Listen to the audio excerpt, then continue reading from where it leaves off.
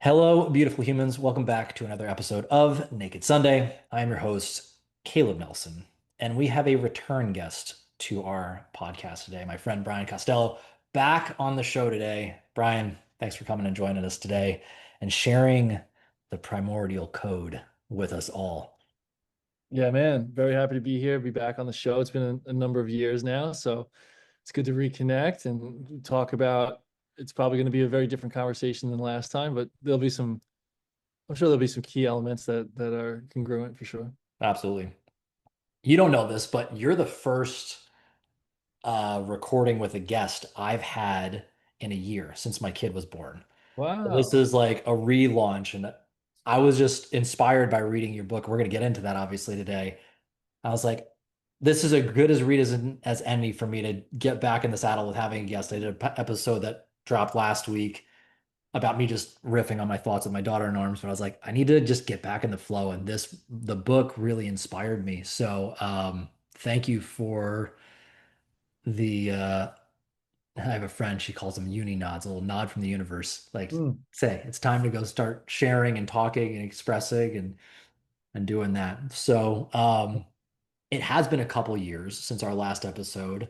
We've both evolved. And at the end of the day, you know yourself better than I. So, how about you share with the audience, Brian, who are you? Hmm. That's a pretty loaded question, as you might imagine, for anyone. Um, so that's a question I'm kind of trying to find the answer. That's what this journey's sort of been about, is finding that answer. I'm not sure I can nail it into specific words, but I've always felt a strong calling to be to have some sort of voice in the important conversations regarding, I'd say, health and freedom would be probably the two main categories that it boils down to, although I find myself struggling to actually even put it in a category sometimes. It just kind of starts to overlap. You start to, when you really get into these things, you realize they all kind of overlap into one thing. And I guess you could really even call it spirituality, right? And I hesitate to say that right off the bat sometimes because I think everyone has their own feelings around that word. It could bring up a number of different things for everybody. But really, it's this idea of just looking within and unlocking that version of ourselves that lives inside, that is bigger and greater and more powerful than we can probably even imagine, and how to just really set that version of ourselves free. I believe it's not something that needs to, like I said, it needs to really just be unleashed and activated and set free more than anything else. And how to kind of crack the code on doing that, which is kind of plays into where the book title comes from, the Primordial Code. Um, so I've been feeling this. I started in the fitness space, owned a CrossFit gym for many years. Started realizing fitness alone isn't enough. Started moving to the other 23 hours of the day, which is probably what we talked about mostly on the last time I was here, which 023, the other 23, 023 holistic systems is where I stepped next after the fitness journey and started focusing on nutrition and sleep and mindset. And it was really a personal development program designed as a fitness, supplemental fitness program. And although I enjoyed it very much, I think that it was very successful. People who went through our program got a lot out of it. I've actually just had a few interactions in the past week of old clients just who kind of mentioned that to me, which always made me feel good. But I also was realizing that I was still trying to kind of fit everything somewhat into a category of fitness and wellness. And what I was doing in my own personal life was just expanding so far beyond that, that is just something, it just wasn't really adding up anymore. I was, you know, doing, exploring certain things and then trying to sort of tailor fit them back into and kind of dress them up as fitness. And it was only so far I could do that without realizing that I'm kind of not being true to myself anymore. And once I started, I kind of officially finally stepped out of the fitness space, it felt like a sense of freedom in a lot of ways of like, I don't need to make this make sense in a gym setting anymore, Mm. for gym people only. Although I still tend to have a big community of people who are very fitness minded. It's now about bridging that gap from the physical to the mental, emotional, and spiritual in like the deepest possible ways. So, that's really who I am. Is I consider myself someone who's exploring that connection as deeply as possible, really, as deeply as anyone that I've met or known. And I do my best. I believe that my offering to the world is really an ability to make these seemingly complicated and complex topics simple and easy to understand. I call it decomplexifying. It's kind of a play on words, but the idea is that it's like, how do we take these really complex things that have all these different layers to them and break it down to simple everyday language, simple lessons, things we can see for ourselves, feel for ourselves, observe in our nature, observe in our surroundings, in a way that we can actually make sense of it and use it. So that's that led me to wanting to write a book, which I did.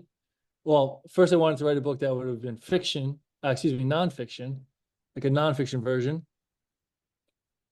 Long story short, couldn't quite get excited enough about it to do it. And then I had the idea of making it a fiction story Mm. and was like immediately like, yes, this is it. Got very excited.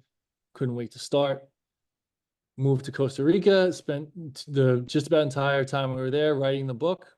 Came home, got about most of the way done, finished it when we had gotten home, and published it shortly after. And that was about 5, 6 months ago, and here we are now. Just a hop, skip, and a leap, man. It's only been Yeah. 2, 3 years since we spoke last. Yeah. Usually I forgot to do this, but usually when I start these episodes, I like to share why I appreciate my guest. And from what I've been witnessing, and this is something I always thought about with you, is what I admire about you is your courage. Mm. As somebody who has struggled with his own spirituality, and dare I say, struggle to lead with the word spirituality. Because for the exact same reasons what you just said, that word, God, spirituality, source, universe, that kind of stuff, ruffles feathers in ways that you can't, like, sometimes Genie gets out of the bottle real fast and it gets real weird and people can miss the point of what Hmm. you're trying to talk about. Hmm. And I've admired you leaning into that. And unbeknownst to you, like the new tagline for everything I'm doing is free yourself. So when you talk about both spirituality and the conjunction of that and freedom, self-freedom, Mm. you're kind of just hitting me on all cylinders today after reading your book. And I'm just like, holy shit, here we are. Like this is Yeah.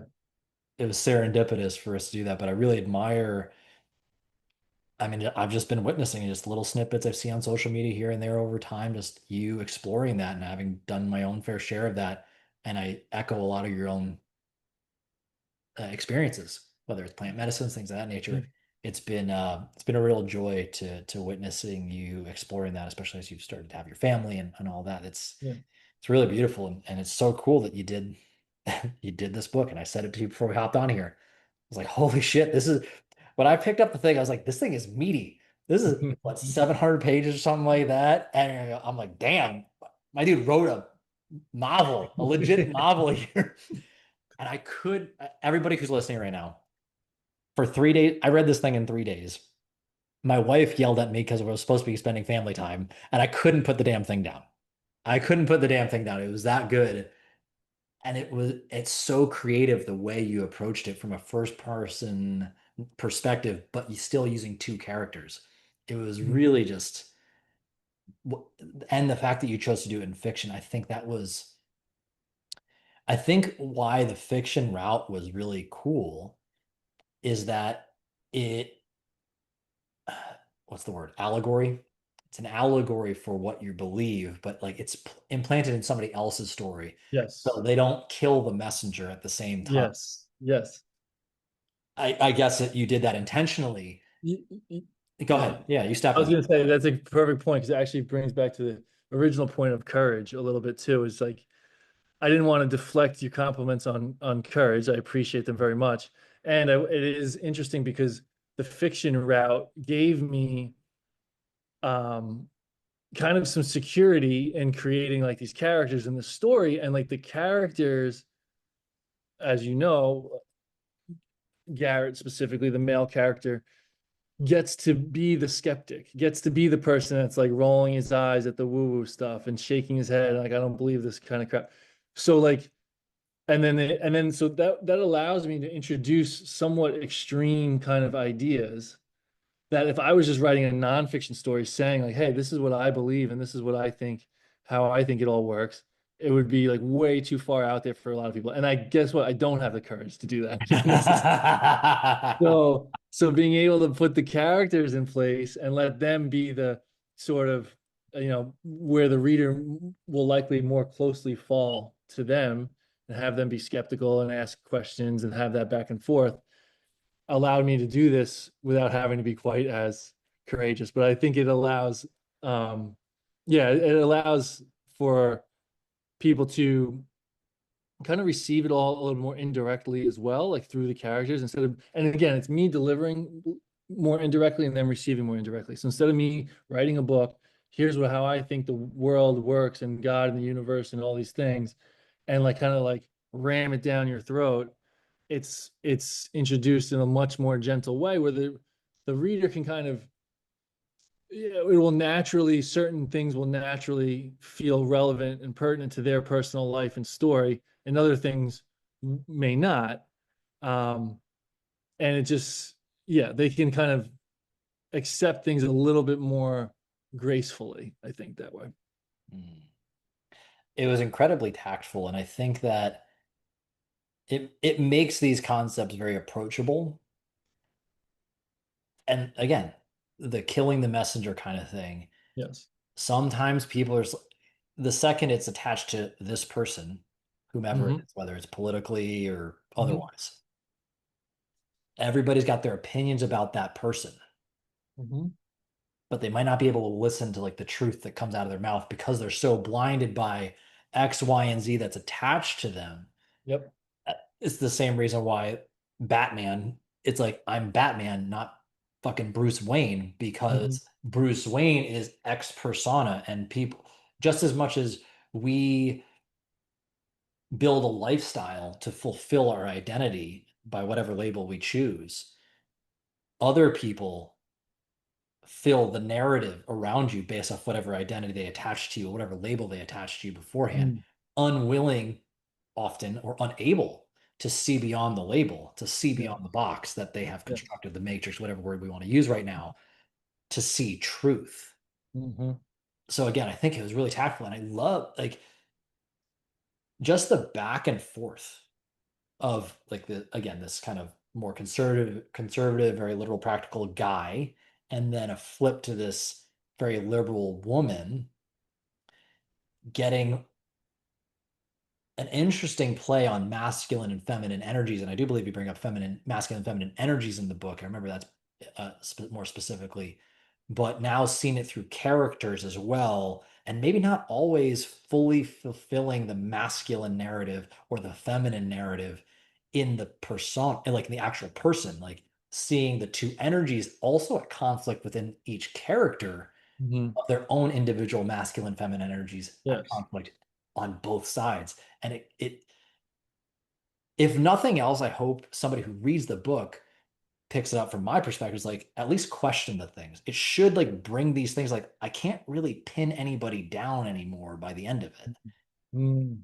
which I don't know if that was the actual intention by some of those things, but as somebody who's been in these spaces and had brought some of those questions to myself, you start to see all the boxes and all the narratives start to dissolve. And even the book, it said like we're all one, man. Yes. We all are one. So Yeah, exactly. Yeah, it's funny because I like it was like some of this was intentional, some of it, I mean, I was really just writing as I went in a lot of ways. Um and yeah, a lot of the masculine and feminine stuff, I actually there was areas where I wanted to do a little bit more of that. The book was getting very, very long, and I knew it needed, there's some things that didn't quite feel like it was adding. So you readers may have to sort of read between the lines a little bit on there's some things that are subtle in their shifts, in their individual character shifts that will become more prominent in the sequel. Um, but the direction of their shifts, I think most will pick up as they kind of each step into their a little bit more of their like what would be considered like a divine masculine and divine feminine energies, but also kind of like the conservative liberal sort of thing. Not that I spent a lot of time being really specific about politics that would fall into those categories, but there's enough hints that you just got the idea of their way of thinking. But it's also like I like if you read the first chapter, you would think like, yeah, there's like this more like I think it would be hard to identify what I feel specifically, which was the idea, because I didn't want it to be like, is this a conservative leaning book? Is this a liberal leaning book? Because then they start to, like you said, then people start to have their preconceived notions, right? Of like, what does this mean? So I think by the time you read the first two chapters, you realize it's like both and neither at the same time. And there's kind of like you said, the idea is that we want these labels. The idea is that these labels dissolve as the story goes on, and they start to see each other for who they really are, not liberal or conservative, or the female character is an starts to she's an atheist scientist, and she's matched up with a spiritual teacher mentor, and they clash a lot at the beginning, but obviously as the story goes on, they start to find a lot more common ground than differences, and they start to unite over these common grounds instead of the differences, and those common grounds are the important things of this the oneness that we really are. So yeah, I forget what the original point actually of what I was saying there, but I think I got it across. No, it worked for me, man. No, Yeah. it's just, I was blown away by how creative it was. And one of the things I think you masterfully do in it is walk right up to the edge of where people will lose their skull a little bit and like, Hmm. oh, this is too far off. Like it just walks right there enough to make you feel uncomfortable with the theme and be like, but you can think about it. Hmm. You can sit with it. Like, which shows obviously your coaching background because much of coaching, and if I'd love for people to hear some of your concepts around coaching, because clearly it's very obvious to me how it shows up in the book, at least from my perspective. A lot of coaching is how can you get somebody to sit in an uncomfortable space, but that's really just a dosing. Like you have to be able to find that space, and you even hear it in some of the ritual experiences in the book. Like, and that's like your language is just so right there. And I even love like in your book in the beginning, you're like, by the way, like some of the grammatical errors or whatever, all that shit, and like it just had to be birthed. This thing had to be go. Yeah. It had to go. I love that The you're book is autonomous. ready. It was, but it was so very real. And Yeah. I wouldn't actually edit it any more than it is. Like I would still leave it. I would never even polish it because I'm like considering not, but I do want to do. I think I'm gonna do one more round. But yeah, I one more get you. edit. Considering not, because I do like the fact that it feels a little raw and real, and that's how it's supposed to feel. Well, it to me it remains authentic to the storylines, Yeah. and that's what I think is cool. So, well, yeah, let's go into that. Like, how do you find some of your coach? I mean, you've owned a gym, you've had did a lot, the Yeah. 023 stuff. How do you see your coaching background having shown up in the book with this? A few different ways. First of all, I mean, I actually, you probably noticed this, but at least loosely, but pretty much every chapter had some kind of like main key elements that I wanted to quote, like teach about, and many of them were things that I've taught about in the past. And I was able to actually incorporate a lot of the just straight up course curriculum from 023. But instead of it being just like, well, taking the old modules and turning them into a story, I thought a lot more about how I thought a lot more about like the group calls and things that we would have and the questions that people would ask and the kind of expanded explanations of these topics, that I've kind of crafted different ways of explaining these things like even simple things like nutrition and sleep in ways that people who are no newbies to nutrition and sleep, but even ways that they are not familiar with or haven't really heard before. So uh, a lot of it came from there, and I think a lot of it also comes from my, I guess, my fears in a lot of ways of like I think about what I see a lot on like Instagram and things of the way people react in comment sections to things that are new to them, that they have of alternative viewpoints than they are used to, and how relentless they can be with their attacks, right? So a lot of my, having been someone who's now been teaching very alternative viewpoints for many years, I've either I'm kind of privy to the potential attacks, or like, where people are going to try to poke holes. And as you can see, I like to be pretty thorough to make sure that those holes can't really be poked. Or I really, what makes more sense is I let the characters try to poke the holes and then just like had the conversations basically. So that was definitely really helpful. And I think it also allowed for the speed. I mean, it took me about 2 years to write the story, but it was 2 years of like very part-time. I was really only in the last like 4 or 5 months that I really like slammed the gas pedal on it. But a lot of the things flowed very nicely because I'd had taught these concepts and had these conversations many times before. The other part I would say is, like you mentioned earlier, me being able to kind of walk someone to the edge of their comfort, where they're definitely out, being pushed beyond what feels comfortable, but not in a way where they're going to slam the book shut and throw it on the couch and not open it anymore. Um, where we can almost tease tease topics and even kind of almost poke a little maybe fun at certain ways that we are as a collective, as a humanity, and I include myself. I always include myself in these things because I think it's true. Most of any realizations that I've had that now are like, duh, why do we do it this way? Or what, it started with my own looking at myself first and just how we are. But being able to like really walk people to the edge of comfort to the point where they can't really like wiggle free from it necessarily, but they are kind of still feeling encouraged and inspired to look at these things, as opposed to being like ridiculed or made feel like, dumb because of a certain viewpoint that they have. Mm. So, and you've probably known this with coaching, we can kind of bring someone face to face with their current belief systems and maybe help them see on their own, not like shoving it in their face, but help them, guide them towards seeing on their own that they maybe are not being true to themselves or living in some sort of limiting belief or some kind of outdated paradigm, in a way that like allows them to discover it, like us to lead them there, but for them to discover it on their own in a way that feels like, uh, again, uplifting as opposed to demoralizing. Mm. Wow.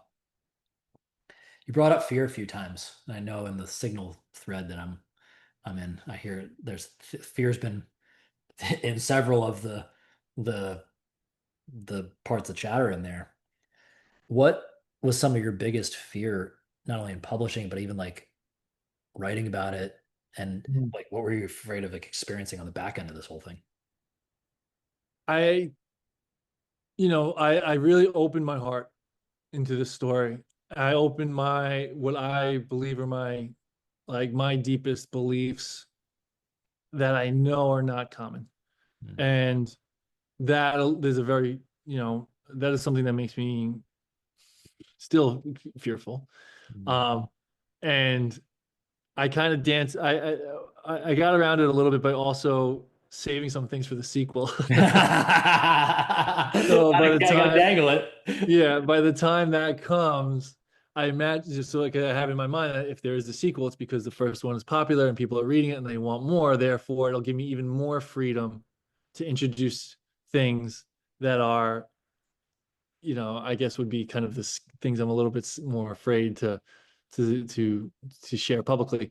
And really, as the book went on, even as I was writing, that helped because I'm like, all right, if they're this far into the book, if they're, 400 plus pages into the story, they're invested, they're engaged, they're probably enjoying it. So I got more and more comfortable opening up as the story went on.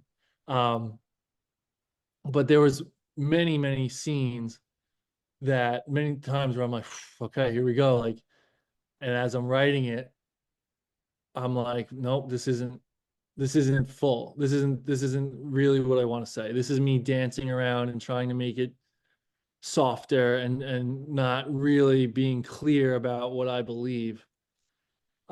Which is also like, they're characters in the story. It's not all supposed to be about what I specifically believe. In fact, there's off a few points where I introduce conflicting viewpoints through two different characters, and you can probably figure out where I fall, but I wanted it to be not quite as obvious, right? So it's not always just about what I believe personally, but obviously, when all said and done, it is my writing, and to really put my own very uncommon belief systems on display to be judged, because it's what we do when we create art, is we're literally saying, okay, here it is, guys, go ahead, judge it, read it and judge it.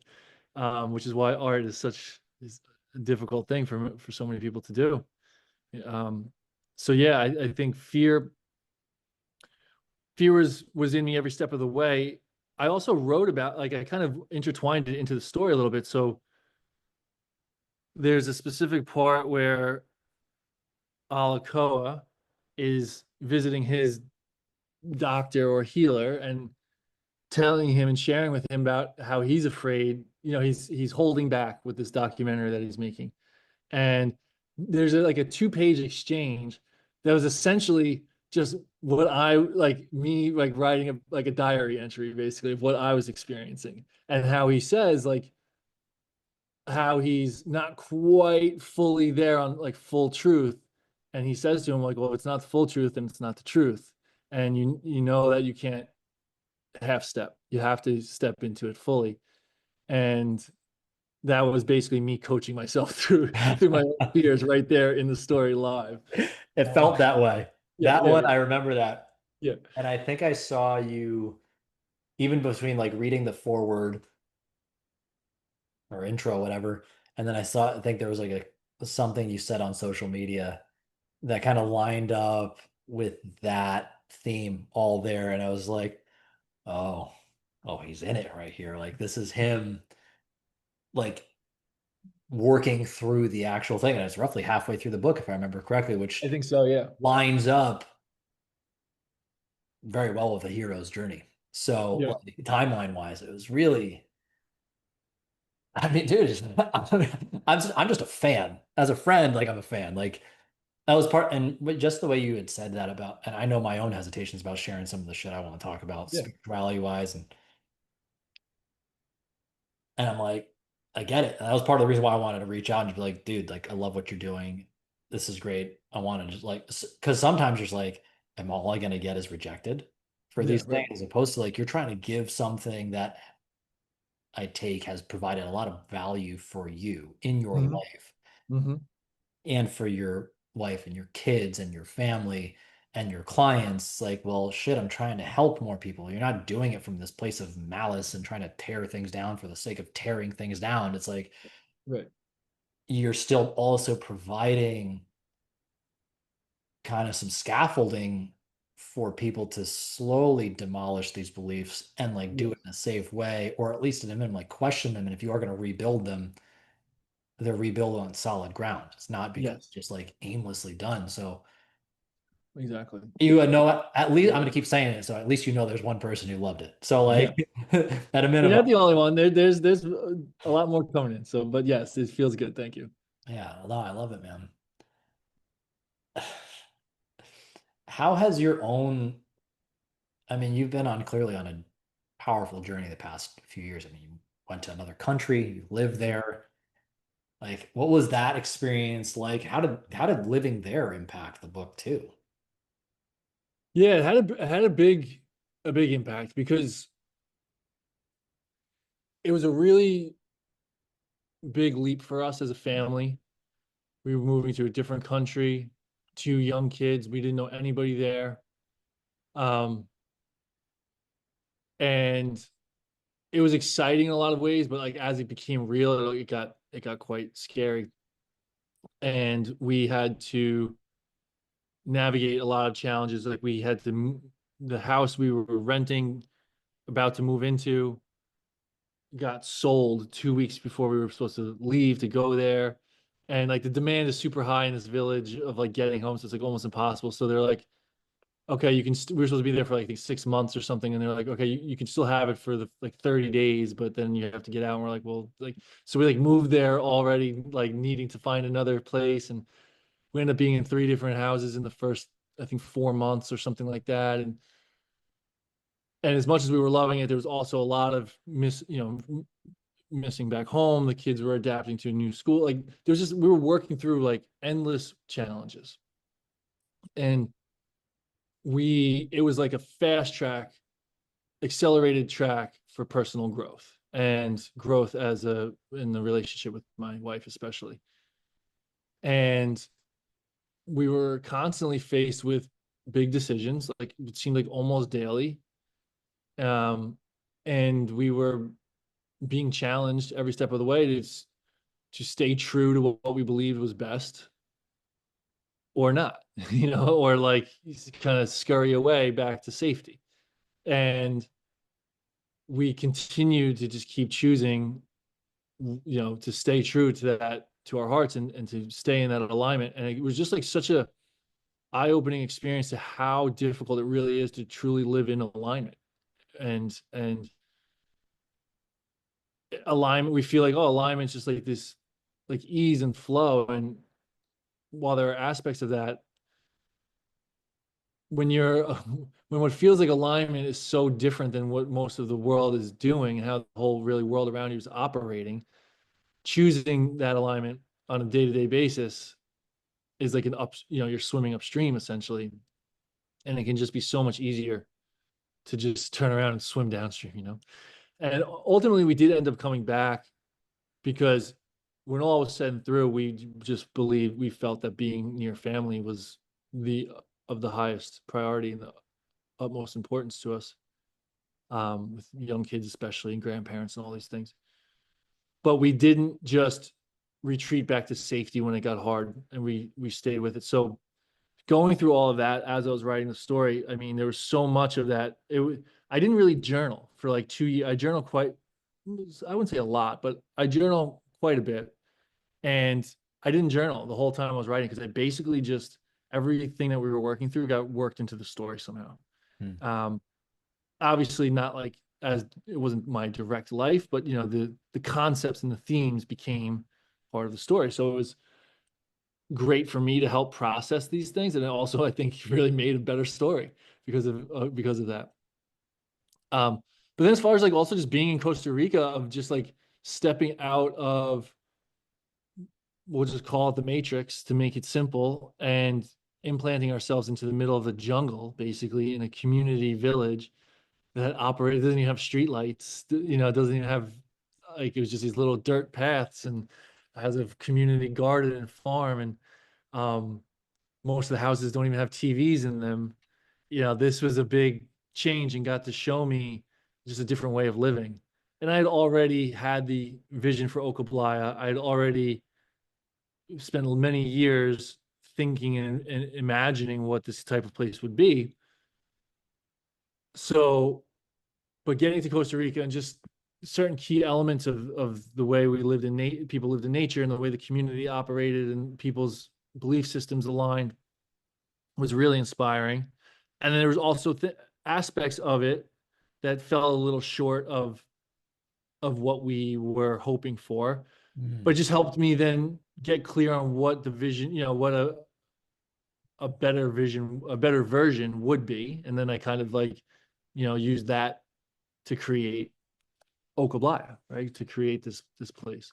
Hmm. Um, so yeah, being on the road, I think that was the only way to really do it. And that was part of the decision that we made. I knew I wanted to write the story. It was coming out of me whether I wanted to or not. And it was aligning up with our time to move and leave. And it just was very clear. This is the chapter of our life, next chapter of our life. We're moving down there. I'm writing this story. And what happens after that, I don't know. But all we know right now is that this is this is how it's going to happen. So yeah. How do you feel you've changed since you've come back? Um, I mean, like I said, the my wife, our relationship is as strong as it was. It just it feels like it jumped 10 levels, of just daily communication and problem solving and really getting clear on what we want and what's most important to us. Because basically the whole time we were there and when we've been home, there's this always like there are very clear and distinct pros and cons to both ways of living. And they're big and important things that exist in one place and don't exist in the other place. Um, so we just had to really dig on like what is the most important. So that was really challenging, but it helped us feel really clear. Now that when we came back, we know we want to be here again, and we don't have one foot out the door or wanting to kind of get away from this all. We're just doing a better job of figuring out how to live that same aligned life in this ecosystem. Um, I've changed as a person. It's funny because it like almost gave me this opportunity. We left everything behind, and it's just something that like now I would recommend really to anybody at some point in their life. Just go somewhere that's a different like culture, that's not where you grew up, not just a different place, but a different culture. And it gives you that chance to sort of leave it all behind, have this new start where like everyone I was meeting didn't know anything about me, um, or my past. There wasn't like this story attached to anything. We just kind of had this chance to recreate ourselves. And even then coming back, I feel like I just kind of cut ties with a lot of like lingering emotional sort of my own story, I guess, of the CrossFit world. And even just before, like kind of old high school relationships, college relationships, like things. Not that I was even like, we don't even realize how much they still influence us, but they're always there, kind of lingering around, especially with social media now. And you have like this kind of some attachment to a lot of things, even though they're not part of your life anymore at all. Up and leaving just kind of felt like a clean cut from a lot of things like that. More in my own mind of just caring about those things and how I realized that they were still kind of lugging around this care with a lot of people from these past lives really thought and stuff. Um, so I was able to just kind of break free of all of that, and that was just really, really freeing and relieving for sure. Very you ever read The Alchemist? I have, yes. One Yeah. of the only, so it's funny. I don't, I know there's a point I'm sure you're going to make, but I'll No, go for quickly say an interesting note is I actually don't read a lot of fiction them. at all. Nor do I. Yeah, well, and and but I should say The Alchemist is one that I have read that it was an example in my mind of how fiction stories can be so impactful. But anyway, I'm sure you had a point there about it, right? It's more or less just, it sounds like that's what you did. You had to Yeah. go away to come home, but like you came home as you, not came home as it's like the adult version of you. This is Yeah. what's the better word? The integrated version of me, Yeah. Exactly. especially with your wife and kids. It's like, I think we don't realize, as you were saying, we don't realize all the narratives we're carrying around. Hmm. And as a unit, the classic, like you marry the family. You don't just marry the person, you're marrying that family because it's the belief systems that got poured into that person. And now you're trying to take two worlds, two big stories, and just go, "Zzz," and we Hmm. usually just like square peg, round hole and just try to brute force these motherfuckers together. But to go away and then what it sounded like, as you said, is like we're actually integrating this union in a Hmm. way of we have to actually ask ourselves, as you said, what's the highest priority? Where do we actually stand? Not kind of like we'll offload it to this convenient Yes. policy that the community follows, or this convenient thing over here, or that political structure, or this business thing, or it's Mm. where do we stand? What do I want? What do I care about? What am I also willing to take responsibility for, especially Yes. as a parent? Like, you see how many people don't actually still really take full responsibility as a parent for Right. the decisions. They're just going to offload it to whomever they deem as an authority comes in who Hmm. can scare the fuck out of them and say, this is what you need Hmm. because whatever. To say, like, I'm going to face all those fears, I'm going to look at it very clearly and then make my own decisions. Like, how else do you become well integrated? And then there's no better person to do it with than the person you are literally building a life with and creating life with. Yes.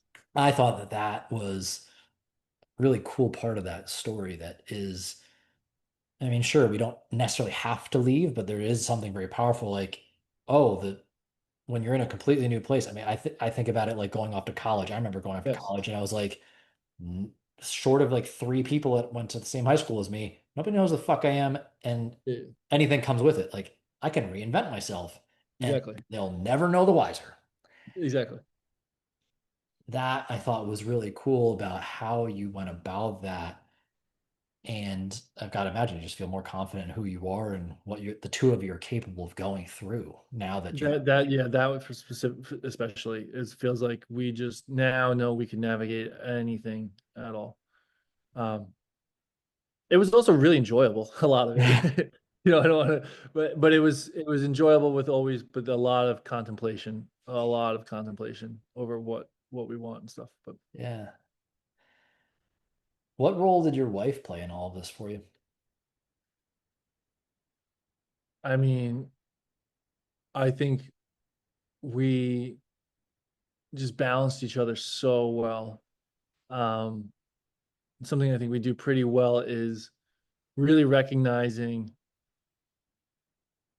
who in any moment that's challenging, who's needs to hold and who needs to be held, emotionally in those moments. And like it's rare. It happens sometimes, but it's rare that we're both need to be held. We both are like in a position of like, I'm just struggling right now, or I'm really like I'm feeling it right now. Um, and when that happens, it's tough, but it's really rare. It seems like even if we're both feeling it and we both are understanding of where the stress is coming from and why and the root and how it feels and how heavy it can be, it's also like I know in this moment that I need to be the one to to be the rock, so to speak, and hold the space. Um, so we've learned to do that really, really well. And she is her support for my dreams and visions is like insane. It's like, oh, we're just gonna move to a different country so I can write a book that may or may not ever even get read by anybody and may or may not ever lead us to anything good. And like I was clear with her, I didn't paint her any visions of like, I promise them, it's gonna sell a million copies. I was confident I was gonna put out a decent story. She was confident in that as well, but I was just like, listen, this is just what has to happen. Like it's coming out whether I want to or not. And she's just like in 100% belief every step of the way. Um, Even when not everyone in our surrounding circle can see that. So, but she's just, I was gonna say stuck by my side, but I wouldn't even know if it's stuck by my side. She's encouraged it really in many ways of when I try to be too rational and too realistic, she reminds me of what's possible and what I say but really we as a team can do and create and what we can both offer the world, create in the world, and build for ourselves. So, I mean, I love her so much. Her name is Brienne. I'll just shout her out quick. So, Brienne, if you're listening, she knows what she means to me. And yeah, to say to what role she played, I would say without a doubt the most important role. Mm.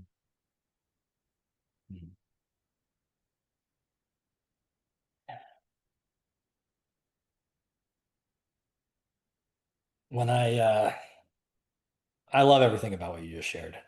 I think that if I remember correctly in the book, there's a moment where it's like, I think people know what they think about me, but they should know, like they deserve to hear it. Mhm. Something along that ilk. I think I'm paraphrasing a moment. I can echo those moments in my own life when I literally did exactly that and just shared how I felt about them. But something that was really powerful, I think, I mean, I don't know your wife, I haven't met her actually. But I think something so powerful is having somebody who actually believes in you. Because there's Mhm. got to come those moments where you don't believe Mhm. in yourself.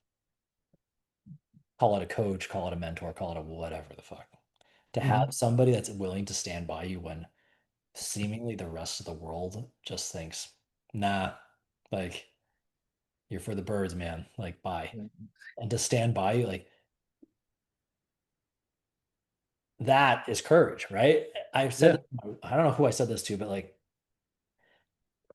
the person who's the crazy guy on the mountains, not really like the courageous one. The first one is the first believer. Because it's Yes. like, oh, that one person that's over there singing and dancing over there doing weird shit, they're right. And I'm going to Yes. go listen to them.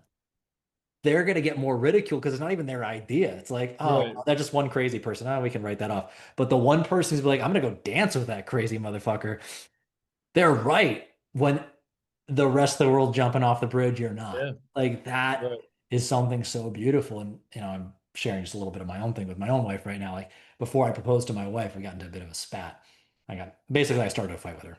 And I pushed her to the limit and be like, why do you love me? And she breaks. She starts crying. She had never told me.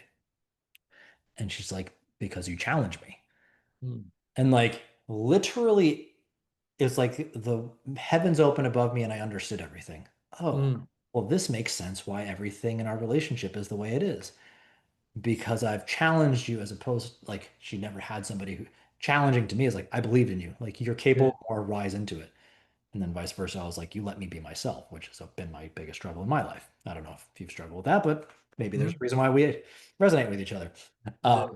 But that belief in somebody who loves you so intimately and sees all your shit, I just think it's so cool. I mean, not only that, to like say, hey, we're taking our whole family and we're going on this journey to another country. I don't, they speak Spanish in Costa Rica, right? I don't know if you speak Spanish. I don't Yeah. speak. Like, I not much. not Looking. much. You're just like, we're going, we're gonna figure it out. Yes. Dude, that's awesome. Like, certain challenges push people apart, or it brings you together Yes. and literally birth this It could thing. have easily broken us for sure, but it did the exact opposite. So Mm. yeah, thank you for asking that. I'm happy you brought that up. It was a chance for me to really give her the credit she deserves. Yeah, well, there'll be a clip somewhere you can share it to her, Yeah. whatever. You need like, you need some brownie points or something like that. Like, hey, babe, just letting you know. This is love you, babe. Love you, babe. Just try to do everybody a solid, you know? Yeah. Wow. So now that you've come back, you've written the book. I'm assuming you still coach. Like, how is this like integrated into your practice now? Like, Yeah. that's So what I'm curious about too. yeah, it's funny. So I actually, like I said, the plan was move there, write the story. Don't look past that. Really, I had to keep reminding myself, like, don't look past that. Just focus on what's in front of you. But now I am past that essentially, and like, it's kind of um determining exactly where to put my time and energy next in the way that would be most effective because people are finishing the story and like I expected, they're really looking for more, I don't say information, but more exploration, ways to explore one of three primary themes in the book, which is um, medicine or health and healing and medicine, the movement aspect, like the physical movement and its connection to the rest of health, mental, emotional, and spiritual health, and the community aspect, which obviously like living in these kinds of ways. So I anticipated this to some extent. Like I said, it's pretty much what I expected. It's the main themes of the book. So I was have been, I'm we're pretty much arriving at an answer to that. But I've been over the last few months really trying to determine how to offer that and start to basically how do we bring this to life, right? Is the real answer. It's like how do we bring this to life? Not necessarily that we're gonna create Okablaya in one night, in one day, but how do we begin to implement ways that the people that can finish the book and will continue to read the book over the coming years, which I am um, hopeful and really optimistic that it will be in the thousands of people will be like finishing the book and be like, all right, how do I do this? Where do I go? Like, who else is doing this? And how to give people something that they can step into that resembles what they just read about and what they've seen and can start to undergo or kind of, the theme in the story obviously is that all this collective shift that we want to create in the world around us starts with our own inner shift and transformation. So it's like, I, for the people who finish and say, I want to start this journey, essentially, I want to be able to say, sure, here's how you do it. So what I've developed with a few partners is something called primordial medicine, which is essentially going to be, we're starting with mostly with retreats to start with, but not just standalone retreats. The idea is that they're retreats that are part of longer transformation, more immersive transformation programs that resemble a lot of the practices that they see and read about in the story that are really just kind of hinted and teased in the story are things that they can step into more thoroughly, Hmm. including the use of sacred plant medicines. So most of what we'll do will be in places where that we can do that safely. Um, and then what I believe will be the evolution of that is into the community aspect of how to, instead of having 8-week programs with, week-long retreats in there or whatever, how do we start to make this something where this is kind of how we're living as opposed to something that we just do 1 week a year or something. That is what I believe will be the next evolution of it or the future evolution of it. I don't know exactly the order of the steps. I'm trying to allow as much as I can for this to unfold naturally, of course. But the idea is that primordial medicine is a place that people can, the people who read the story or not, but it would probably make most sense if they come from the story first, or at least if they haven't, if they get started with primordial medicine, they get a copy of the book anyway. So like the idea is that everyone's sort of on the same page with some of these concepts. At least it's a rough guide for us. And they have people who around them who can support them, guide them, coach them, lead them, and really walk with them more than anything else. So we consider this a co-healing community where there's not really this hierarchy of, we're up here, you're down here helping you. This is a path we're all walking together. Some of us have more experience and wisdom to share than others. That doesn't really put anybody above anybody else. It just allows for a more circular and cyclical reciprocation of support and guidance. So yeah, that's actually something that's just starting to get underway. We have our first retreat coming up at the end of the summer. The private signal channel you mentioned, I think we were on the air when you mentioned that, Mhm. is really where people can start. Maybe at the end I'll kind of give people a chance to join into that if they feel interested. Yeah.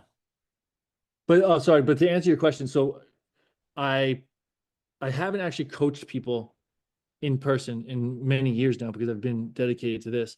I'm now stepping back into that role as the leader essentially of primordial medicine and a chance to bring again the concepts of the story. I try for me to embody my inner Alakoa, right? And like kind of try to step into that role and live that in my own way.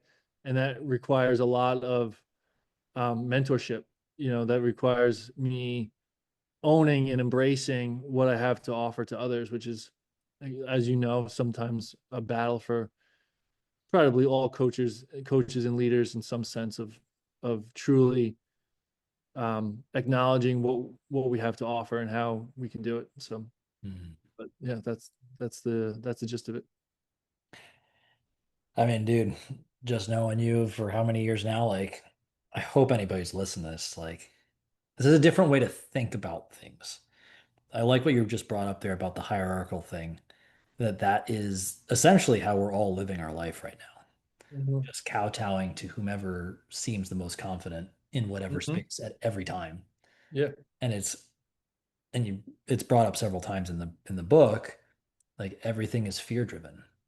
Hmm. And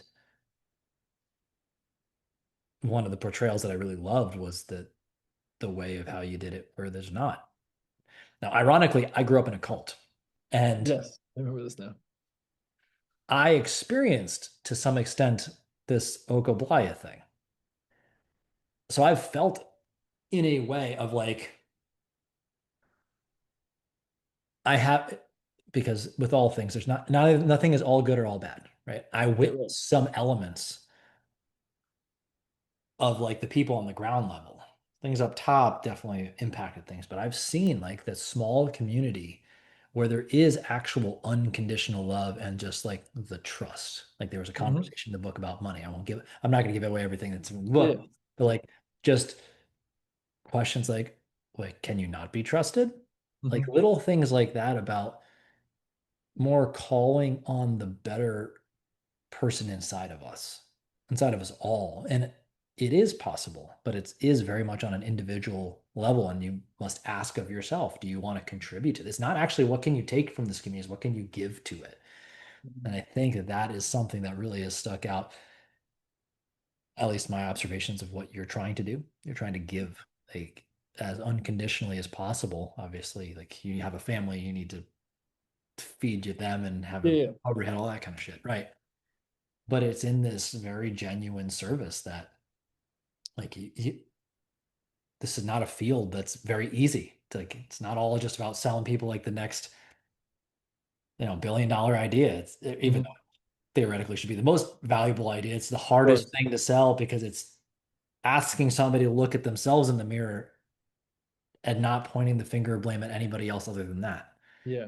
And that's really hard. And then, of course, to come to questions of like God, spirituality, whatever, like, and still leave space for like they get to define it however they want. It's Yeah. Right. really, really difficult. But I think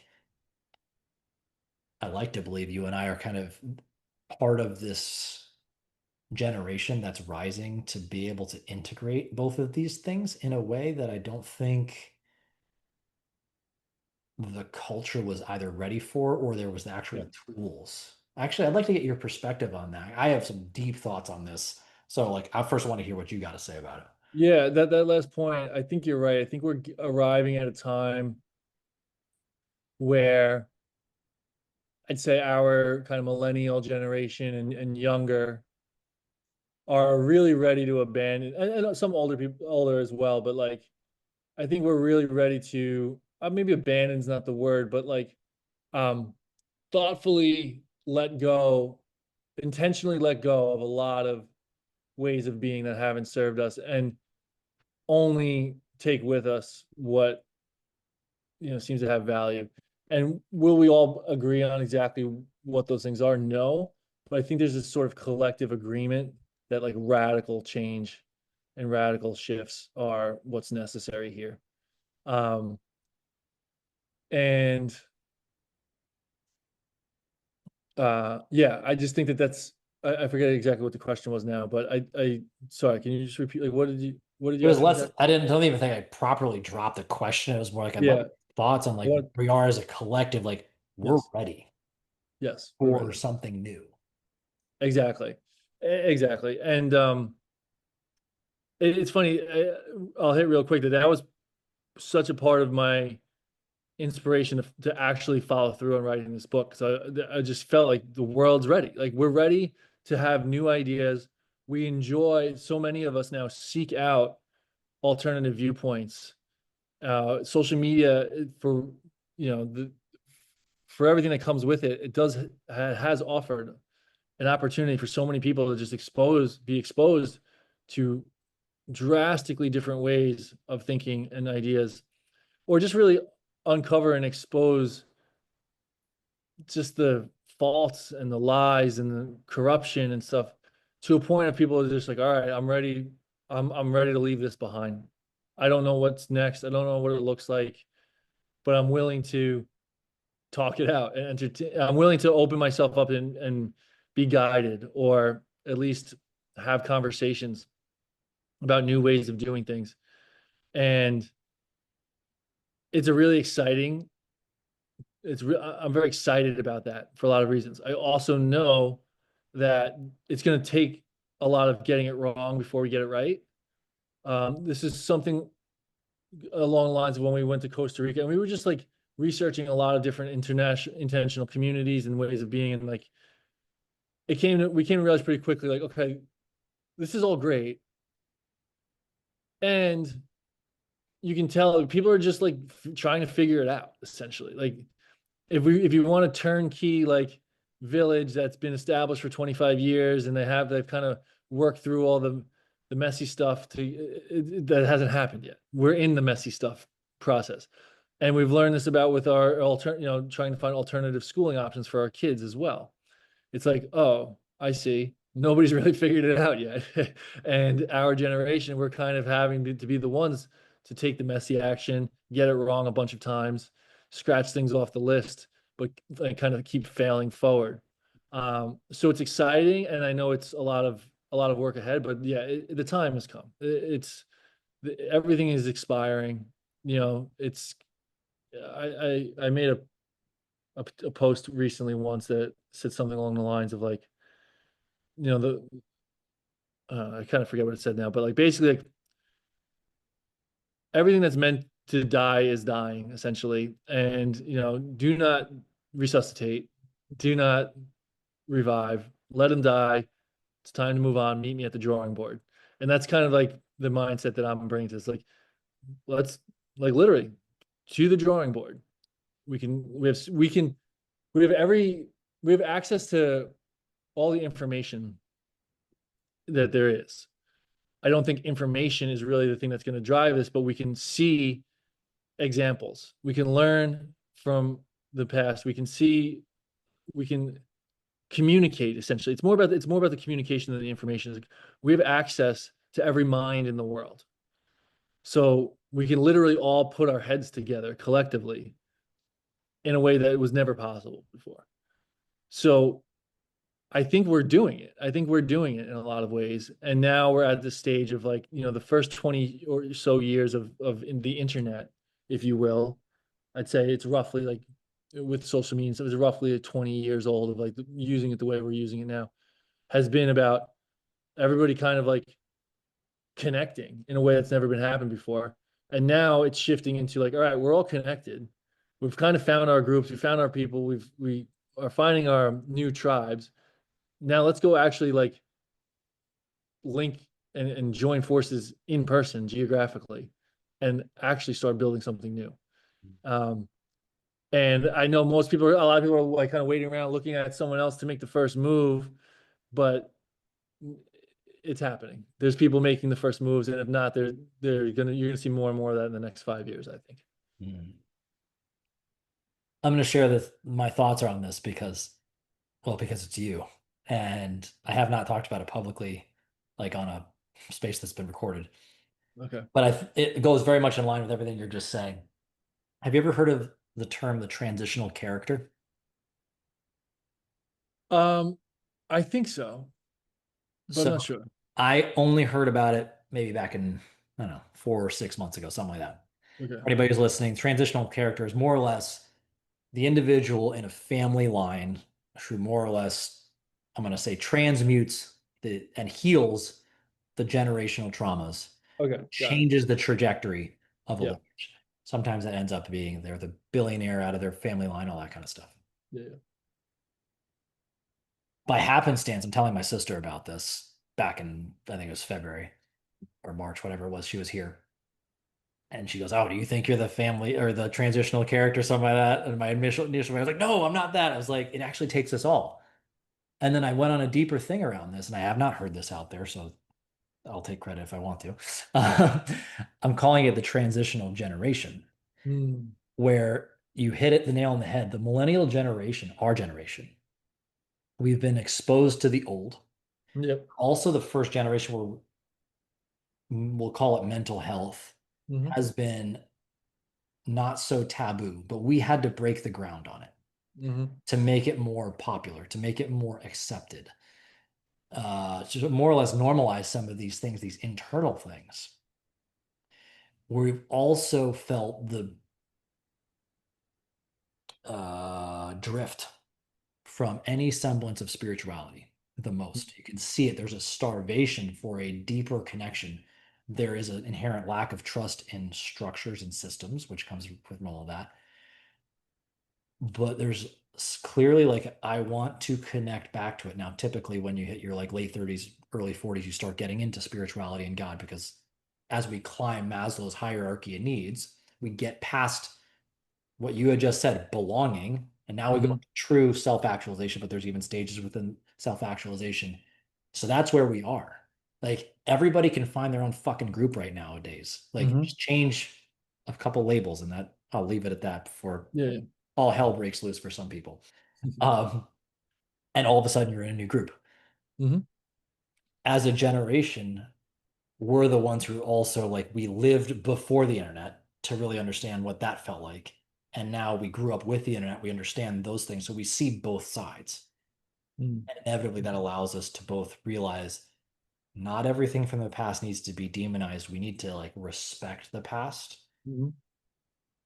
thank it, forgive, and then Hmm. heal as a generation. So I think it's really our generation that's about to heal the wounds of the world Right. traumas that feel like Right. the most fucking overused word on the planet right now. But like, maybe that's a I sign. agree. I don't Yeah. know. Like, that might be the glaring thing. Like, we got to change the thing.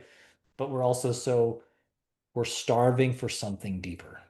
Yeah. Just belonging in the Facebook Yes. group or Yes. whatever group that's out there is clearly not enough, because you're still not fucking happy. There's an Hmm. individual, dare I say, spiritual, dare I say, God connection that's lacking amongst the masses that we're starving for. And our generation has enough of appreciation and probably had some more spiritual structures, whether it was Catholicism or Judaism or whatever your spiritual, Hmm. your religious background. Maybe the structures weren't right, but the through line Yeah. underneath that, the rituals, like Yes. ritual, like when you start doing this path towards spirituality, you find ritual, whether Yeah. it's cleansing your body or whatever. There is a ritual that's created the same way in the book when they talk about plant medicine. There's a ritual behind it. There's not just I do the thing. It's like, I Yeah. own this. I'm taking responsibility for this. It's a Yeah. different approach to the Yeah. same thing. So Same thing. Exactly. those are my first thoughts, my first time sharing that like out loud like this. But Beautiful. I think what you're talking about, that's what, like, when you said them, like, obviously, like, of course you fucking get this. Like, and I know the book like really paints this picture of an opportunity. Like, what could life look like? Can we think outside the box enough and to realize like there was never a fucking box to begin with? Classic, there is no spoon, Matrix Yeah. style. Like, Yeah. can we just dissolve that for a minute and like seek real truth? And maybe Hmm. we'll all be a little bit happier on the other side. Mm. Call me crazy, but Dude, nailed it, man. Right on the head. Right on the head. I think, and the thing with the exciting thing about it is that we're not just two outlying people like the thoughts that we just shared are not outlying beliefs at this point. They're becoming more and more common. And people who are doing these types of things are, having these conversations and saying these things out loud in public on recorded shows is really how it's starting. So um good stuff, man. Thank you. thank you, man. It was your courage to put a book out that inspired the trickle down effect to this conversation right here. So I'm going to Cool. keep pumping you up for that, bro. Keep leading with Thank you. courage. I appreciate that. Since your last episode here, well, I want to be respectful of your time today too. I've added a little fun thing I do at the end. I have three fun Cool. questions. We'll go through it and I'll explain why I have these questions anyway. Question number one. When you're younger, what sports or creative activities did you play and how did you do them? So like, what was your style? So my biggest sports were baseball and wrestling.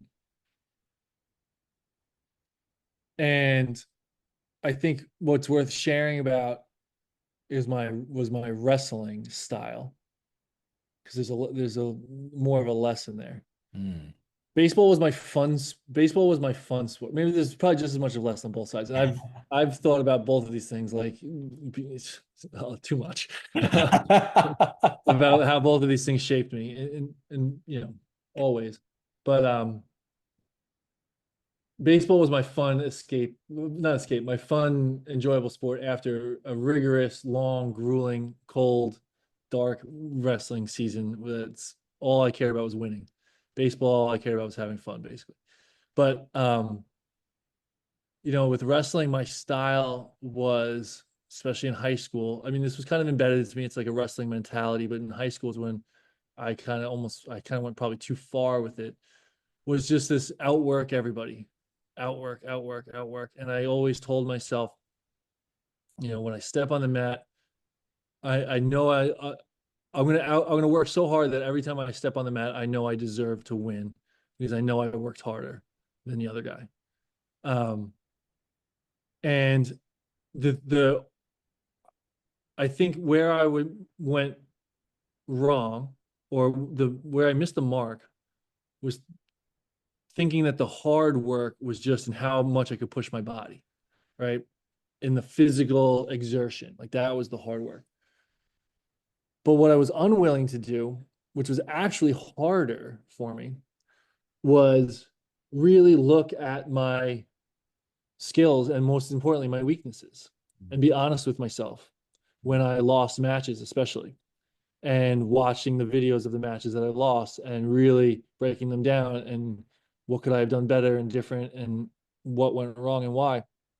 Where instead I was just like, I wrestled like crap today, or the kid he stalled his ass off, or the ref, something about the ref, whatever. It was always a reason that wasn't my fault, and I didn't want to watch the tape. I just wanted to move on, whatever. And because really now I understand that was actually the hard stuff. Like that's what like, and I never quite, I did well, but I never quite reached what I think I was capable of, and I think that was the big reason why. Where a real champion would do all the hard things, which isn't just outworking the person in the room. It would be able to really look at my weaknesses and um, do everything possible to round out my game and be honest with myself. So Mhm. yeah, I think that probably answers it, right? I love it. And the reason why I asked this question, you and I both went to Cortland. Mhm. I can't remember what class it was, but one of the classes was around the one of the first subjects was around play. Mm. I kind of cast that aside when they Mhm. talked about it. I was like, fuck is this? Yeah. And now I look back and I was like, understanding how we play shows up very much on like how we live our life. Mhm. And thinking about your book, and especially some of the characters development with each of them, the things we need to face, the fears, like all of that. Like it's interesting because it shows us like we are that who we are has always been with us. Mhm. And Mhm. it, Mhm. and it expresses itself through play, through growth, through the competitive or Yeah. collaborative experience. And I thought even just the parallels between both baseball and wrestling, almost like two different worlds, right? It Like was here huge was difference. this, but there's these two sides of you as well, Yes, exactly. which goes along with the book. And I still see both these sides. Like you even just said, like I went to Costa Rica, I wrote the book, and then I put the pedal to the metal. Like you knew how to work, but then maybe now it's becoming more that well integrated. Like, oh, I also know how to play. I know how to Yes. soften. I know how to do both those things. And I've even seen some of your social media things like, oh, how do you soften into this corner? Like when you're Yeah. rocking this flow. So I thought it was really cool. I knew you wrestled. I didn't know about the baseball, but I Yeah. like those two things there within that. So awesome response. I love that. I loved it. Yeah. I love these questions. I love where it goes every single time. Yeah. Question number two. What is your desert island movie and show? Like, so you're stranded on a desert island, perhaps Okablaya, and you have one movie and one show that you get to bring with you for the rest of time. What are they and why? Well, if I went with show, I think I'd have to go with The Office. Uh, just because of the entertainment value. I also think there's so much genius in the writing. Honestly, I could live with just the first like 4 seasons. Beyond that, I don't love it so much. But like the first 4 seasons of The Office, um, It's one of the only shows I've ever been able to just like watch repetitively and still get a lot out of it. Might be not the answer you're looking for, but That's okay. um movie. Wow. So I actually don't watch a whole lot of TV or movies, at least right now, in the last many years of my life. In college and things, I did a lot more, but um I had to watch one movie. I might say Memento. Just have you ever heard of Memento or no Yeah. Memento? I I might barely say know that it. just so I can maybe actually figure it out. If it's the only movie I can watch it over and over and over, I might actually be able to figure it out. But I love that movie. I've always found that movie. I call it one of my favorites because just the uniqueness of it and the creativity of it and the fact that you kind of just can't really figure out the ending. I think at least. Hmm. Um, Unless you think you understand the ending. I never really could Oh, quite. I'm thinking your answer is very intriguing. Yes. Um, Yeah, go ahead. yeah, that's what I think I would say. I loved it for all those reasons. Well, The Office, especially something you're going to watch over and over again if you like the writing, you like the style. But I always Yeah. have somebody give one thing that's a comedy, like something that's comic Yeah, relief. you got it. I think you need some. That was one of. That was something I was going to say as well. I think like some comedic relief if you're stranded on an island would be pretty helpful. Yeah, yeah. It without fail, there's always one something that's gonna people are gonna laugh with, which is probably a great lesson in life. Like, guys, we're not getting out of this thing alive, so we might as well laugh a little bit. But Exactly. Memento, just the way you said, like, I don't know if I could ever figure it out. This exploration of God, spirituality, whatever we want to call it right now, it's a never-ending pursuit, and we'll never know until, Yes. the lights finally go out. So I found that pretty interesting that that was the way you answered that more than anything. I may or may not have ever watched it. I'm a pretty big movie buff, but I don't think I've ever seen that one now that I'm Oh, about it's it. worth going back. It's quite older at this point, but it's definitely worth it. It's with Christopher Nolan. You probably know him as the I love director. his It's work. one of his early movies. I'm gonna check that out then.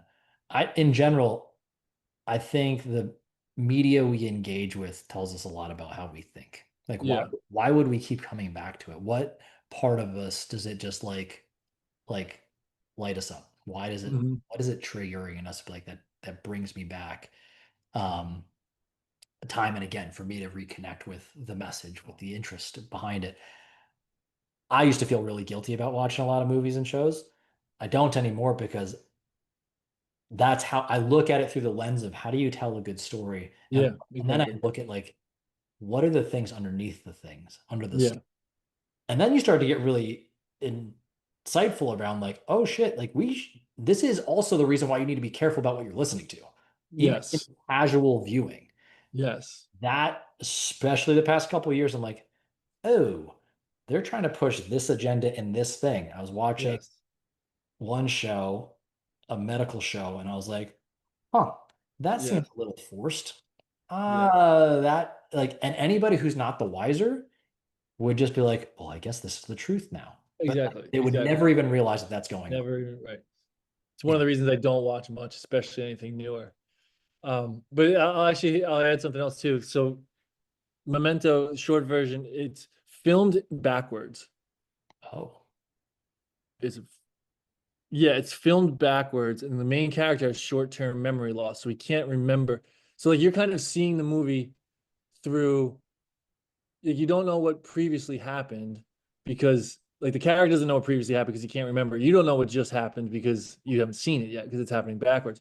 But the point is, I never have considered myself like an artist of any sort, but I remember or having that kind of creative itch. But I remember when I watched that movie and I was like, that's just cool. Like that's just like how do you come up with an idea like that and script and write and produce a movie like that? It's so unusual and so different.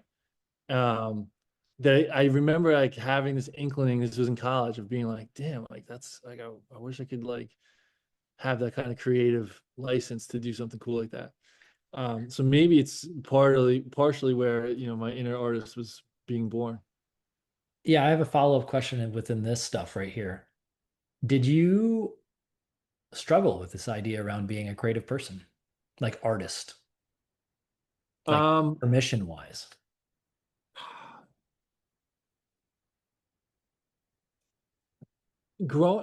I just, yeah, it was such a weird thing because growing up I just like I didn't even really participate in art classes. Like I, did whatever the bare minimum was, art or music. I love music. I wish I would know. I'm planning on learning how to play more music and stuff. But the point is, I was such a jock that like I just didn't even look towards art or music or consider myself to have any of those abilities or have any of that interest really. And then I did start in college getting into more unique and creative movies, for the first time, that kind of opened my eyes a little bit. And actually, I did a project many years ago where I more or less was forced to learn how to video edit. Mm. And it was, I started doing some filming and editing too. And I was like, wow, this is kind of fun. And then I started getting like relatively good at, I'm good enough at it that I was able to like see a vision in my mind, go film it, and then edit it, and actually like pretty much bring it to life. And I was like, this is kind of cool. It's kind of fun. And then I started having all these ideas of like things I wanted to film. And most of them I never did, but at least like it gave me for the first time in my life, I felt like I was doing something that was art. And then it kind of shifted a lot of things for me. And Mm. then by the time I came around to writing the book, that just, yeah, it didn't really matter too much to me anymore. I was convinced it was in there somewhere, and it wasn't as hard. I knew it was going to be harder for other people to see me as an artist, like in my circle, in my network, but it wasn't that too big of a battle. No. No, I thought that was a cool response, especially the younger years. Like, I don't know if it was our generation that was maybe the last, because I hear kids nowadays like whatever. But like you're either still in this group or this group, and like That's you only get to fit into this. And maybe like if you're an exception, like you can be good at sports and you could be good at school, but you yeah. can't also be good at art. Like, which sounds so No. fucking stupid as I say this out loud. Like but I that was me. So I'm like, That when you're saying this, I'm like, I get it. I understand. Like it was so weird. And I wrote a thing on social media a few years ago. It was all about this. Like I didn't see myself as a creative person. Meanwhile, I'm building out these fucking workouts that are based around like Ninja Turtles and stuff like that. And they have this theme and that theme. And then there's art on the board and all this stuff. And I'm like, oh, I just needed to find my art. Now, even yeah. I still don't see that as my true art, like where I Yes. go with it. But talk about like these boundaries we build in our head. So that's why I Uh-huh. was so curious when you brought it up. Like, that's super cool. Exactly. The other Exactly. thing I thought about though, while I was reading the book, I'm like, I hope he turns this into a movie. I'd like to. I don't think it could fit into a movie because of how short and how fast you have to develop the characters and the stories in movies. Now when I watch movies, I'm like, man, they have to move the story along so fast, you know? I would love to see it as a longer form, like a show Like a series, short, like, like mini series kind of thing. yeah, like a mini series, like a 10 episode or 8 episode thing. That'd be cool. That would be cool. Like it had that feeling to it while I was reading. It was like I could like it was very like like you could imagine the visuals. Yes. Like, the way you wrote, you could like, oh, I could feel, see, think like you could put that together. It was cool. So Yeah. there you I go. have a little idea about that maybe we'll talk off air about a long-term vision. Here for it, bro. Yeah. Final question. What is your deathbed meal and who are you sharing it with and why? Deathbed meal. My deathbed meal.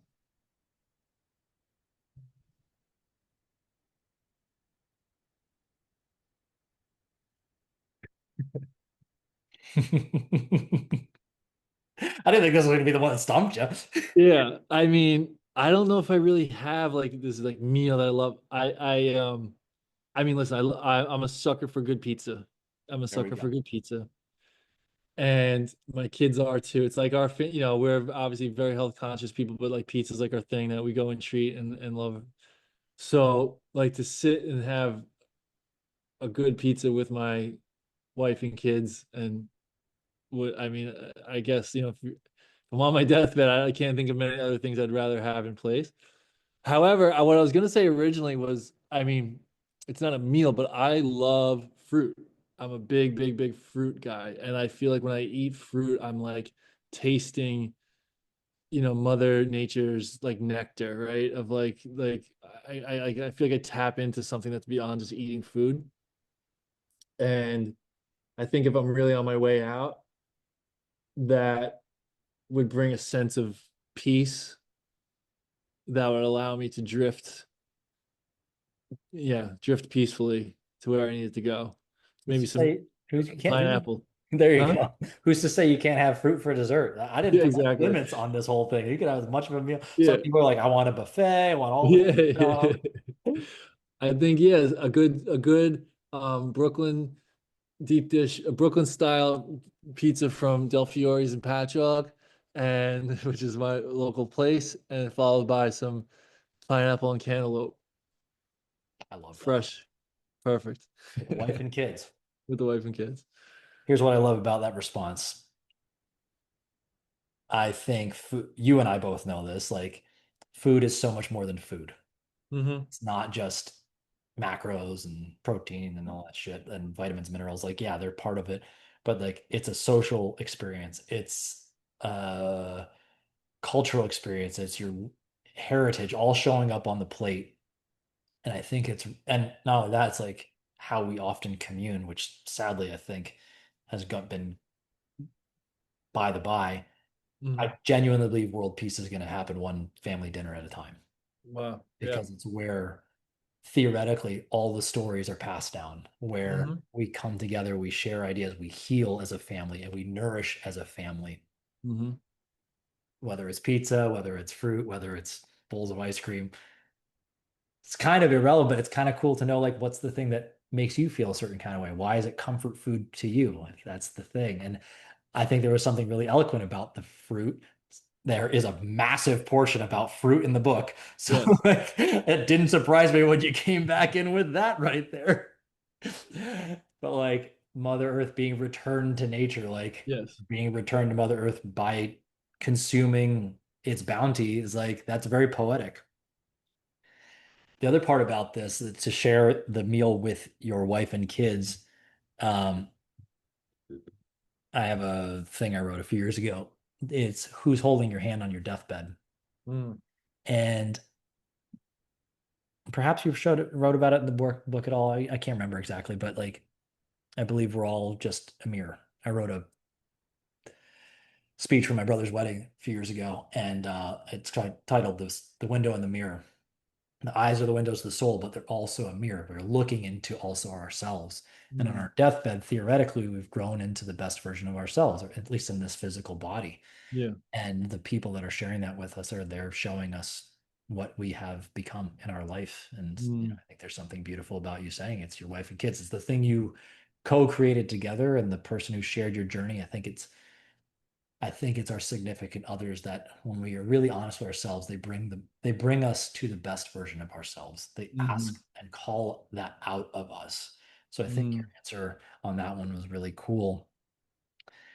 Overarching these three questions is a little gift of love, I guess, from my own life. When I was growing up, my dad worked a lot, traveled a lot. He was an artist. Go figure. I did not inherit the traditional art gene. My sister did. Okay. Traveled a lot, but never didn't like always knew he loved me. And to his credit, every 4 to 6 weeks we'd go out for a boys' night. And we would go to Sports Authority. I don't even know if they still exist anymore. I don't think so, but yeah. We would we would see a movie, and then we would get a bite to eat. There was this Outback Steakhouse that was there, and it was our way of always connecting. So there's the sport, there's the film, and there's the thing. And to this day, Mhm. like, I connect through those things all the time through some form of Ah, body, those things. And it's just like my way of sharing love throughout my life with you too. So cool. I'll pass it Oh, to cool. Thank you for sharing that backstory. That helps a lot. Makes it much more meaningful. it's just not me being weird with, the Oh, I mean, it wasn't weird icebreaker anyway. questions, you know? Yeah. No, I thought they were good questions regardless, but that makes it even better. Thanks, brother. So we're here at that time of the show. Like we're getting towards the end. If somebody's been listening, they're like, yo, well, number one, I need to get this book. Number two, how do I stay connected with this guy? I want to get some of this primordial code in my life because I'm feeling disconnected from myself, source, life, who I'm meant to be. I'm tired of living by my life on autopilot in a way that doesn't feel true and aligned to who I am, this guy, like, I want to be in his life more. What's the best way to connect with you? So yeah, I mean, I'm not sure if you said this part actually, but definitely read the book because that'll, be place one. And then I'm on Instagram as my main and really only social platform. It's just my name, Brian.Costello. And I'm I keep intending to be more and more active on there, hitting blocks. But really, what I would say first is I've started this private podcast channel. It's a very um like impromptu kind of thing where it's in an app called Signal, which is like Telegram or WhatsApp. And I literally just record voice notes and I do one every morning, every weekday morning, pretty much. And they're like between 5 and 15 minutes, and it'll be kind of like one talking point that's just doesn't, things that just go beyond what I think is suitable for public social media, whether it's a little bit, personalized stories, um, some more talk, expanding concepts on the book, things about plant medicines, and it's just more intimate. And I'm really enjoying it. It's relatively new, but the channel's growing. There's a lot of great conversation and discussion. There's a great practice for me in being short and concise with my stories and my words in the morning. So I'm getting a ton out of it. And it just feels so much better than fighting the algorithms and putting everything out into the world to be judged where, a small handful of people who appreciate it will see it, and then hundreds of other people who will have no interest or only have judgmental thoughts see it. And it's great for me. It's great for everyone else in the group because they get to share with the same sort of safety. So DM me on Instagram if you want to, find me on Instagram, follow me, DM me for that, and then I'll invite you in there too. That would be the best way to do it. Love it. And read the book. Don't worry, everybody. And I'll be putting the links to this yeah, in show notes. So if you're lazy like I am, just go straight to the show notes and click that way as opposed to trying to type it out because yeah. it'll be faster that way. Brother, before we go, what are some final thoughts, your final words of wisdom you would like to share with our Ooh. audience? Oh man. Final words of wisdom. I think, what comes right to mind is something we kind of already hit on, but it was seemed like probably the most important thing we covered today was that we're here right now, right here at this time, in this place, in the timeline of humanity. And this is not just a regular, ordinary time of humanity at all. There is major, major, I think, implications of how we respond, how we act during this transitionary period of time. And I just, my wisdom would be just to, I guess, embrace that in a way that embrace that. And I guess I encourage you to use it as an opportunity or an excuse even to truly step into everything that you're capable, your power and everything you're capable of. It's like this crazy time where you can literally, yeah, I mean, it's just like a wild, wild time. So to just sit back and not be actively participating in it would be um, a really big missed opportunity, I think. So like we can make this fun. We can make this exciting. We can like make this a time period that people will look back on and like applaud us. Not that we're looking for applause, but look back and like those are the ones who shifted everything. And we can write a story that's worth reading and learning about for our kids and our grandkids. And that's exciting. That's exciting. So if anyone's been on the fence about making any kind of creation or any kind of commitments to this, I mean, I'm just encouraging you to just go for it. Hmm, I love that. Dare I say, write their own primordial code or connect to the primordial code? Yes, A whole play on I words, say that for sure, right? for sure. Bro, I am so glad we've done this. I'm looking forward to our next conversation. I know we're going to hang out a little more offline, but I'm grateful for you writing the book. I'm grateful for you hanging out with me today. Thank you for giving me some of the most entertaining 3 days of my life in the past year of like needing something that was not screen driven and like, Yeah, dude, it's probably The Alchemist, your book, and maybe one other fiction book in the past 10 years. So yeah. like you were chosen. It was not just like if it wasn't you, I probably wouldn't have read it. And it was excellent. I'm so grateful I picked it up.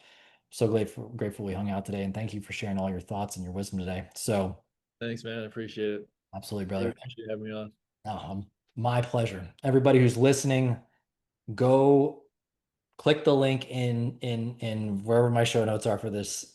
Go buy the Primordial Code. It's worth it. You're contributing to somebody who actually gives a shit, who's not just some fucking shyster on the internet. Like you actually have done the hard things in life and you genuinely help people in a very profound way. And inevitably setting them free so that you don't even they don't need you, which is part of the problem with so many things that are nowadays. Like everybody's pitching themselves as the Yes. new messiah, the new god figure, the new thing to be worshipped, and you're not one of those people. And maybe my job nowadays is to help people sift through the bullshit and improve their Hmm. BS detector. And um okay, I'm done with my ranting, but that's Cool. that's what I got to say about that. So yeah, Thanks, bud. click on the stuff, follow Brian, go get connected, read the book. And as always, until next time, I remind you to love everybody.